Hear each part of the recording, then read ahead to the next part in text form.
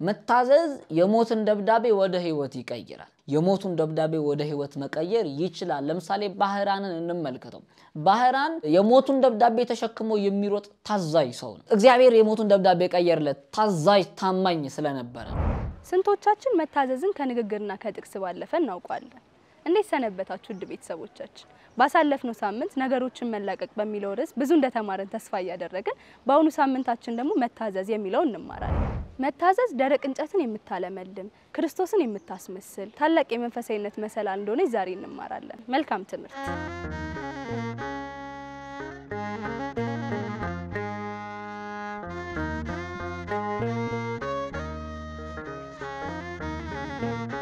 አንድ አምላክ በሚሆን በአብ በወልድ በመንፈስ ቅዱስ እንደምን አላችሁ አሜን ያምላካችን የእግዚአብሔር ስሙ የከበረና የተመሰገነ ይሁን እንደ እግዚአብሔር መልካም ፈቃድ ስምንተኛውን መሰላል የምናይ ይሆናል መታዘዝ ይሰኛል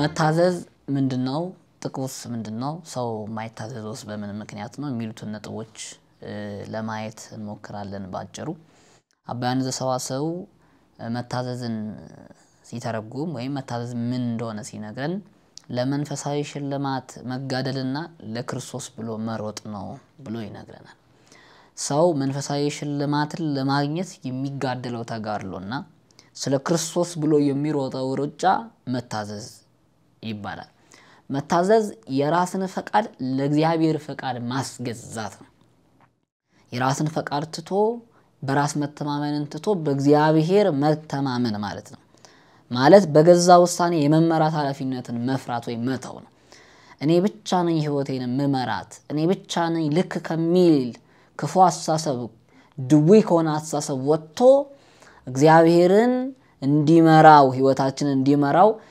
ማንነታችንን እንዲቀርጸው በሱ ፈቃድና በሱ ሐሳብ መጓዝ መቻል ነው መታዘዝ ግልጽ ሆኖ በስጋ ድርጊቶቻችን ላይ የሚታይ ፍጹም የሆነ የገዛ ህይወታችንን ወይም ፈቃዳችንን መተው ነው ይላል በዋነኝነት መታዘዝ የምንለው ባጭር ቃል የኔን ፈቃድ ወይም ሰው የራሱን ፈቃድ ለእግዚአብሔር ፈቃድ ሲያስገዛው መታዘዝ ይባላል መታዘዝ የፈቃደ ስጋ መካነ መቃብርና የትህትና ትንሣኤ ነው ሰው ትንሣኤን የሚያገኘውና የስጋን ፈቃድ የስጋን ፍላጎት የስጋን ምኞት የሚቀብረው በመታዘዝ ነው ለምሳሌ አሁን አንድ ሬሳ መልካም ስለሆነ ወይ መጥፎ ስለሆነ ስለሚታየውም ስለማይታየውም ነገር አይከራከርም አይሟገትም በቃ ይሄ ነገር መልካም ነው ይሄ ነገር መጥፎ ነው አይልም ሬሳ ስለዚህ ሰው እግዚአብሔርን ሲታዘዘው በማስተዋል ብልጽግና ውስጥ ሆኖ እንኳን ማስተዋልን መታው ማለት ነው ልክ እንደሞተ ሰው ልክ እንደ ሬሳ ማለት ነው በኔጌቲቭ ወይም ባሉታዊ በኩል አትመልከቱት ለምሳሌ አባ መቃርስና አንድ ደቀ መዝሙሩ ስለ ትህትና ሲጠይቀው ወደ መቃብር ስፍራ ሄድና ስደባቸው አለው ዛ ያሉትን ሙታን ማለት ነው እና ሄዶ ሰው ያ ደቀ መዝሙር ሙሉ ቀን ሲሰደባቸው ዋለ እናንተ ኃጢያታችሁ የበዛ ይያለ እንደዚህ አይነት ስድቦችን መንቀፎችን ነቅፎ ተመለሰ በሁለተኛ ቀን ደግሞ ሂድና አወድሳቸው አመስግናቸው አሞግሳቸው ብሎ አዘዘው እንዲሁ አደረገ እና ሲመለስ አባ መቃርስ ምንድነው የጠየቀው ስሰደባቸው ምን አሉ ሲለው ምንም ስታሞግሳቸውስ ምን አሉ ምንም ስለዚህ አንተም እንዲሁ ኑር ስትነቀፍም ስትሰደብም ምንም አትበል በቃ ስለዚህ ሰው እግዚአብሔርን እየታዘዘ ሲሆን ይህ ነገር መልካም ነው ይህ ነገር መጥፎ ነው ብሎ በራሱ አይደለም ያመዛዘነው መልካምነትንና መጥፎነትን በእግዚአብሔር መለኪያ ነው የሚለካቸው ማለት ነው በራሱ ምኞት ብቻ አይጓዝም ማለት ነው ለዚህ ነው በማስተዋል ብልጽግና ውስጥ ሆኖ ማስተዋልን መተው ነው ያለበት ስለዚህ ከመታዘዝ ትህትና ይገኛል ማለት ነው ከትህትናም ፈቃድን መተው ይገኛል ማለት ትህትና ዝቅ ማለት ስለሆነ እኔ የዋህ በልቤም ትሁት ነኝ ይላል ጌታችን መድኃኒታችን ኢየሱስ ክርስቶስ ስለዚህ ከሰማይ የወረደው እኛን ለማዳን ነው ትህትና ነው ይሄ ዓለምን የገዛ ነው ዓለምን የሚገዛ ነው የነገስታት ንጉስ ነው ነገር ግን በበረት ተኝቶ እናገኘዋለን በጥፊት ሲመታ እናየዋለን ተራብ ተጠማው ሲል እንሰማዋለን በመስቀል ሲሰቀል እናየዋለን ይህ ሁሉ ትህትና ነው ይህ ሁሉ ስለሰው ፍቅር የተደረገ ነገር ነው ስለዚህ ትህትናን ማግኘት የሚፈልግ ሰው በመታዘዝ በኩል ያልፋል በመታዘዝ በኩል ሲያልፍ ፈቃድ የራሱን ፈቃድ የራሱን ኢጎ ይቀብረዋል ደግሞ ትትናን ያገኛል ማለት ነው ትትናን ሲያገኝ ደግሞ ፈቃድን መልሶ ይተዋል ማለት ነው እዚህ ላይ ማንሳት እንድንችል የራሳቸውን ፈቃድ ሙሉ ለሙሉ የታው ሰዎች አሁን ምሳሌ ብናነሳ ብዙ ጊዜ የምናቀው አንድ ቅዱስ አባት አለ በረከቱ ይደርብን አባ ዮሐንስ ሐጺር ይባላል አባ ዮሐንስ ሐጺር ደረቅ እንጨት ለ3 አመታት እንዲንከባከብ ነው የተሰጠው እንዲያፈራ ነው የተሰጠው ችግኝ አይደለም የተሰጠው ዘር አይደለም የተሰጠው ደረቅ እንጨት ቢተክሉት ይለመልማል የሚል ዕውቀት የለም ልምድም የለም ዕውቀት ብቻ አይደለም ያን እንጨት በመታዘዝ ነው የተቀበለው በቃ አባ አዘውታል ስለዚህ ሄዶ ያደርጋል 3 አመት ሙሉ ከረጅም ከርቀት ቦታ ውሃ ያመላለስ ነው የጠጣው አሁን አንድ ቀን ተክሉት አንድ ቀን ውሃ ያጠጣው ቢሆን እሺ እንላለን ሳምንት የተንከባከበ ቢሆን እሺ እንላለን ለ3 አመታት ሙሉ ያለ ምንም ማቅማማት ውሃ ተመላልሶ ሲያጠጣ እንጨቱ ደረቅ ነው ፍሬ እስከሚያይ ድረስ ምን አይነት የህሊና ሙግት ውስጥ እንደነበር አስቡት በ6ኛው ወር ሐሳቡ ምን መጥቶበት ይሆን ይሄን እንጨት አሁንም እየጠጣ ነው አንተ እብድ ብሎት ይሆን ሰይጣን ወይ የገዛ ፈቃዱ በአንደኛው አመት ያን ደረቅ እንጨት ሲመለከት አንተ አሁንም አብዳል ላይ ከዚህ ዓለም የተለየ ምን ልትፈጥር ነው ብሎት ይሆን ያን ሁሉ ተቋቁሞ የመታዘዝ ፍሬን እንዲያፈራ አግኝቷል ስለዚህ ትህትናን ከመታዘዝ ጋር አንድ ላይ የምናገኘው በዚህ መንገድ ነው ማለት ነው ስለዚህ አባ ዮሐንስ ሐጺርን ማየት እንችላለን በሰው በምናውቀው መንገድ በተማርነው መንገድ ደረቅ እንጨት ሊለመልም አይችልም ደረቅ እንጨት ባዶ ደረቅ እንጨት ተክሎ አይለመልም የተሰጠው መጥፎ ዕውቀት ነው ማለት ነው ግን በመጥፎና በመልካም መካከል ያለው ልዩነት በራሱ አይደለም የሚመዝነው በእግዚአብሔር ነው በእግዚአብሔር ሲመዘን ደግሞ አይደለም ደረቅ እንጨት እጽዋት ሁሉ ካለ መኖር ወደ መኖር እንደመጡ ማየት ይችላል ማለት ከምንም ያመጣቸው ናቸው ከግብር ወደ ግብር ቢፈጠሩም እንኳን ማለት ነው እግዚአብሔር ካለ መኖር ወደ መኖርም ደግሞ ከመኖር ወደ መኖርም ያመጣቸው ፍጥረታት ስላሉ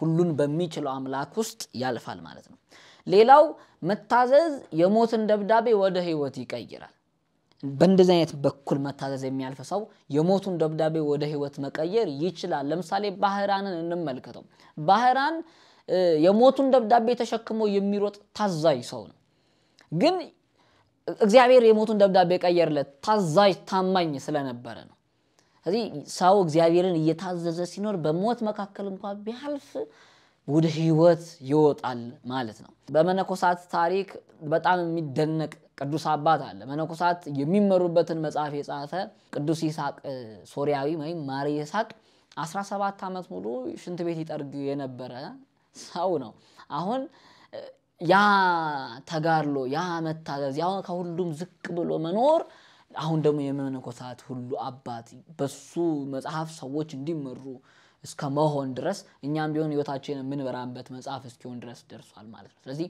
ቅዱሳን ፍሬን ያያዙበት ያገኙበት መልካም ዛፍ የተባሉበት ህይወት የመታዘዝ ህይወት ነው መታዘዝ ከማመን ይወለዳል አሁን ትትና ከመታዘዝ ይወለዳል በእኔ መታዘዝ ከማመን ይወለዳል ይህ ማለት ካለማመን አለመታዘዝ ይወለዳል ማለት ነው እኛ ለምንድነው ማንታዘዘው ለእናት ለአባታችንም ለእግዚአብሔርም ባጠቃላይ ለሰውም ለእግዚአብሔርም ማንታዘዘው ለምንድነው ካለን የመጀመሪያው ጥያቄ መጀመሪያም ሰዋስውን ስንመለከት አይተናል እምነት የሁሉም ነገር መሰረት ነው ብለናል የምግባረ ብልሽት የእምነት ማነስ ነው ብለን ነበር ስለዚህ አለማመን አለመታዘዝን ይወልዳል በአዳምና በሔዋን ታሪክ የሆነው ነገር ይሄ ነው በመራውያን ዓለም አለመታዘዝ ነው የመጀመሪያው ኃጢያት በኦርቶዶክሳውያን ዘንድ ግን አለማመን ነው በእግዚአብሔር ላይ ያላቸው አለማመን ነው አለመታዘዝን የወለደው ስለዚህ ሰው እግዚአብሔርን የማይታዘዘው እግዚአብሔር ላይ ያለው እምነት ትክክለኛ ስላልሆነ ወይም ጠንካራ ስላልሆነ ነው ይሄንን መረዳት ማስተዋል ያስፈልጋል እግዚአብሔርን የሚያምን ሰው እግዚአብሔር መንገዱ ትእዛዙ ደስ የሚያሰኝ ህይወት የሚሰጥ እንደሆነ ልክ እንደ ቅዱስ ዳዊት የሚያስብ ሰው በእግዚአብሔር ትእዛዝ በእግዚአብሔር ፈቃድ ይጓዛል ማለት ነው አለመታዘዝን አለማመን ይወልዳል እምነታችን ላይ አሁንም በትኩረት እንድንሰራ ያስፈልጋል ለዚህ ነው አባ ዮሐንስ ዘሰዋሰው ይሄን እንደዚህ አይነት ሐሳብ ልክ ዲያብሎስ እንዳቀረበው ሐሳብ በእግዚአብሔር ላይ ያለን እምነት እንዲሸረሸር ሲያደርግ እንዲበለው ይላል አሳቹ ያድምጥ በበላይ ላይ እፈርድ ዘንድ ስልጣን የለኝም ይሄንን አድርግ ብሎ ይሄንን ጸበለስ ቅጠፍ ብላ ብሎ ዲያብሎስ ሐሳብ ሲያቀርብ እኔ እንደዚህ አይነት ውሳኔ የመወሰን ስልጣን በራሴ ላይ የለኝም እና እርሱ በእኔ ላይ ለፍርድ ይቀመጥ ዘንድ ተሹሟል እንጂ አሁን በእኔ ህይወት የሚመራው እግዚአብሔር ነው። ስለዚህ አሁን አንተ አድርገህ የምትለኝ ኃጢአት እግዚአብሔር ይወደዋል አይወደውም የሚል ሚዛን ላይ ነው ማለት ነው ማስቀመጠው። እግዚአብሔር የማይወደው ከሆነ እኔ ብጓጓለትም እንኳን እኔ በመኘውም እንኳን አላደርገውም ማለት ነው። በዚህ መጋደል ውስጥ በዚህ መውደቅ መነሳት ውስጥ መጓዝ ነው። ከዛስ እርሱ እንጂ እኔ የምፈርድበት አይደለሁም ብለው ላሳቸው እንዲህ ብለው ይመክራል። ስለዚህ በህይወታችን የሚቀርቡልን የኃጢአት ሜኒዎች በጣም ብዙ ሜኒ ይቀርብልናል። የኃጢአት ግብዣዎች ማለት ነው። እነዛን ሁሉ ተቀብሎ ማስተናገድ ዋጋ የሚያሰጥ ይመስል ድረስ ብዙዎቻችን ለኃጢአት እያደላን ከእግዚአብሔር ቤትም አይደለም ከእግዚአብሔር ራሱ እየራቀን ወጥተናል። ሰው ራሱን ለእግዚአብሔር ሲያስገዛ ወይም ለእግዚአብሔር ታዛዥ ነኝ እኔ በእግዚአብሔር ህይወት ውስጥ በእግዚአብሔር ፈቃድ ውስጥ ነው ማልፈው ሲል የሚፈርደው በእኔ ላይ እግዚአብሔር ነው ይላል ማለት ነው። ነገሮችን የሚያደርገው ከእግዚአብሔር ፈቃድ ነው። አባ ዮሐንስ ዘሰዋስው አንዳንዴ የሚታዘዝን ሰው አንዳንዴ ደግሞ የማይታዘዝን ሰው ምን ይለዋል? አንዳንዴ ለአባቱ የሚታዘዝ አንዳንዴ ደግሞ የማይታዘዝ ሰው በአይኖቹ ላይ አንዳንዴ መድኃኒትን አንዳንዴ ደግሞ ኖራን እንደሚያደርግ ሰው ይመስላል። ለዚህ ነው ሲራክ በመጽሐፈ ሲራክ ምዕራፍ 31 ላይ አንዱ ሲሰራ አንዱ ቢያፈርስ የሁለቱስ ድካማቸው ምን ይጠቅማል ይላል። በዚህ በኩል እየታዘዝ በዚህ በኩል አለመታዘዝ ማለት ሁለቱም እንድንታዘዝ ታዘናል አይደለ? እግዚአብሔርንም አባታችንም ሰውንም እንድንታዘዝ ታዘናል። ግን አልፎ መታዘዝ የሚባል ነገር የለም። ሁሉ ጊዜ የዘወትር ነው ማለት ነው። ምክንያቱም ፈቃድን ለሌላ ፈቃድ ማስገዛት ማለት አይደለም። እኛ ባይጥመንም እንኳን ለእግዚአብሔር ብሎ እሺ ማለት አይደለም። እኛ ባይገባንም እኛ ባንረዳውም እኛ ባይታየንም እንኳን እግዚአብሔር ይታየዋል። እግዚአብሔር ፈቃዱ ነው ብሎ ፈቃዳችንን ለእግዚአብሔር አሳልፈው መስጠት እሺ ማለት መተው ማለት ነው አይደለ? አንዴ በዚህ በኩል እየሰራን አንዴ በኩል እንደዚህ ማፍረስ ደግሞ ድካም ነው ዜሮን በዜሮ ወይም ደግሞ 1000 በዜሮ እንደማባዛዝ ያለ ነው። ስለዚህ ህሊናችንን ለመታዘዛችን መስታወት አድርገን ማስቀመጥ ያስፈልጋል። ህሊና ይወቅሳል። አንድን መጥፎ ነገር ስናደርግ ይሄ ነገር ልክ አይደለም ይላል። ያን ልክ አይደለምን እየደፈጠጥነው እየዘጋነው እየከርደነው ስለምንኖር ብዙ ጊዜ የት እንዳለን ምን አይነት ህይወት እያሳለፈን እንደሆነ እንኳን አናቅም። ስለዚህ ህሊናችንን መስታወት እናደርገውና በህሊና መስታወትነት የምንሰራው ስራ የምንደርገው ነገር ልክ ነው አይደለም እንላለን ማለት ነው። አሁን መብቴ ነው ፈቃዴ ነው አድርጋለሁ በሚል ሰው እናት አባቱን እየናቀ ከመታዘዝ ውጪ የሆነ በእናት በአባት ትእዛዝ ውስጥ መውጣት የማደግ የመላቅ ትልቅ ሰው የመሆን ምልክት እስኪመስል ድረስ እንደዛ አይነት ልምምዶችን እያደረገን ያለነው። እናትና አባትን አክብር በቃ ህግ ነው ትእዛዝ ነው ልንሽራው ልንለውጠው አንችልም። በመድር ላይ እድሜህ እንዲረዝም እናትና አባትን አክብር እሺ ብትሉ አይደል ብትታዘዙ የምድርን ፍሬ ትበላላችሁ ተብለናል። ባትታዘዙ ግን ሰይፍ ይበላችኋል ተብለናል። ይበላል ምን አይነት ሰይፍ? የስለት ሰይፍ ብቻ አይደለም ሰይፍ በህይወታችን የእንጀራ ገመዳችን ሲበጠስ እናያለን። ጤናችን ሲቆረጥ እናያለን። ያ ሰይፍ የተባለ እሱ ነው። ከሰዎች ጋር ያለን ግንኙነት ሲበላሽ እናያለን። ከእግዚአብሔርም ከሰዎችም ከተፈጥሮም ጋር ስንጣላ ስንቀዋወም በጭንቀት በድብርት ውስጥ ስንኖር እናገኘዋለን። ደስታ ከኛ ርቆ ሰላም ከኛ ርቆ ጭንቀት ብቻ ሆነን እናገኛለን ራሳችንን። ይህ ካለመታዘዝ የመጣ ነው። እኔ እናት አባቴን አክብር ስባል እናት አባቴን የማከብረው እናት አባቴ የተማሩ ስለሆኑ የገባቸው ስለሆኑ አይደለም። እናትና አባቶቻችን ከእግዚአብሔር ፈቃድ ውጪ ወይም እግዚአብሔርን የመካድ ከሆነ ትእዛዝ ወይም እግዚአብሔርን እንድንክር ካልሆነ በስተቀር ከዛው ውጪ ያለን ትእዛዝ እንድንታዘዛቸው ሕያው እግዚአብሔር አዞናል። እኛ አሁን አወቅን ተማርን ጠንካራ ሰውነት አለን ብለን የምንንቅ የምናቃልድ መሆን የለብንም ማለት ነው። እንደዛ ከሆነ ከእግዚአብሔር ውጪ ነው የምንሆነው። ስለዚህ ከእግዚአብሔር ውጪ መሆን ደግሞ ለዲያብሎስ ባሪያ መሆን ነው ማለት ነው። መታዘዝ እንከን የለሽ ተግባር ነው ወይም ትጋት ነው። አንድ ጊዜ ብቻ የሚፈጸም አይደለም። ባንዴ ደግሞ ፍጹም ደረጃ የሚደረስበትም አይደለም። ዛሬ ብዙ ማታዘዝ ከሆነ ነገ አንዱን መታዘዝ ከጀመርክ እድገት ነው ለውጥ ነው። ራስህን አበረታታው ደግሞ ለበለጠው እንድትታዘዝ ለራስህ ንገረው። ከዛ በተጨማሪ የፈቃድ ሞት ነው። ከመጓጓት ነፃ የሆነ ህይወት ነው። የፈቃድ ሞት ነው ስንል ይሄ ነው። የራስን ፈቃድ መግደል ነው። ሌላው በአደጋ አለመጨነቅ ሞትን አለመፍራት ነው መታዘዝ። በሞት ጥላ መካከል እንኳን ብሄድ አንተ ከኔ ጋር ነህና ክፉን አልፈራም ይላል። አውሎ ነፋስ ውስጥ በወጀብ ውስጥ እግዚአብሔር መንገድ እንዳለው አስቦ አምኖ መሄድ ነው። ዮሴፍ የሄደበት መንገድ ያ ነው። ዮሴፍ ከቀበሮ ጉድጓድ ወደ ባርነት፣ ከባርነት ወደ እስር ቤት፣ ከእስር ቤት ወደ ንግስና የመጣው በዚህ ሁሉ ውስጥ ግን እግዚአብሔርን ሲታዘዘው ነው የመጣው። ንጉስ ሆኖ እንኳን እግዚአብሔርን ከመታዘዝ ወደ ኋላ አላለም። ነግሶ አባቱን ይወዳል፣ አባቱን ያከብራል። ያኔ ልጅ እንዳለ ያኔ ሕፃን ሳለ እንደሚታዘዘው ይታዘዘዋል አባቱን። ያ ዮሴፍ የልጅነት ልቡና የረኝነት ልቡና የንግስና ልቡ አንድ ነው በመታዘዝ ጉዳይ እንዲያውም ጨምሯል። ከእግዚአብሔር ጋር ያለን ወዳጅነት የሚለካው የሚመዘነው የእግዚአብሔርን ትእዛዝ በመታዘዛችን መጠን ነው። ባለፈው ማንስተናል አይደል? በማርቆስ ወንጌል ምዕራፍ 8 ቁጥር 38 ላይ ያለው በዘማዊና በአመንዝራ ትውልድ መካከል በኔና በቃሌ የሚያፍር ሁሉ ያለው ማለት ነው። ማፈር ማለት አለመታዘዝ ማለት ነው። ያ የእግዚአብሔር ቃልና እግዚአብሔር ምንም አይደለም ብሎ ማሰብ ነው። አንደኛ ቅጣትን አለማሰብ ነው። ሁለተኛ ፍቅርን አለማ ለኛ የተከፈለልን ማለት ነው። ጌታችን መድኃኒታችን ኢየሱስ ክርስቶስ አብ ልኮ የመጣው ያለ በተደጋጋሚ ሲነግረን ከአብ ተልኮ መጣ ስንል በነገር ሃይማኖት እንደምታውቁት ከአብ አንሷል ማለት አይደለም፣ ሌላ ጉዳይ ነው። ነገር ግን የመጣው ለምንድን ነው? አንድያ ልጁን አብ ለሞት አሳልፎ እስኪሰጥ ድረስ ዓለሙን የወደደው ለምንድን ነው? ፍቅር አይደለም ወይ? ስለዚህ እግዚአብሔር እኛን እንደዚህ ድረስ ወዶናል። እስከ መምጣት እስከ መመላለስ ሰው እስከ መሆን እስከ መሰቀል ድረስ ወዶናል። እኛም ደግሞ ያንን ፍቅር መመለስ አለብን። ፍቅርን በፍቅር መመለስ አለብን። ያ ደግሞ አንዱ የሚመለስበት መንገድ መታዘዝ ነው። ብትወዱኝ አስቀመጠ በቃ እኔንም የምትወዱኝ ከሆነ ትእዛዜን ፈጽሙ። ስለዚህ ትእዛዙን መፈጸም ባንዴ ይቻላል ወይ? ከባድ ነው። ጥቂት በጥቂት ማደግ በበህቅ ልህቀ ነው አይደለ? በቃ ጥቂት በጥቂት እያደጉ የምንችላትን አንዷን መታዘዝ ስንፈጽም ያ በአንዷ መታዘዝ በኩል የምናገኘው ጸጋ ሁለተኛውን ሶስተኛውን መታዘዝ ለማግኘት ኃይል ይሆነናል። ያለ ኃይል መንፈስ ቅዱስ ምንም ማድረግ ስለማንችል ማለት ነው። ልታዘዝ ቢሉት መታዘዝ ዝም ብሎ አይገኝም። ለዚህ ነው ጸጋ የሚጠይቀው። ጸጋ ለማግኘት ደግሞ በተደጋጋሚ መስራት ያስፈልጋል።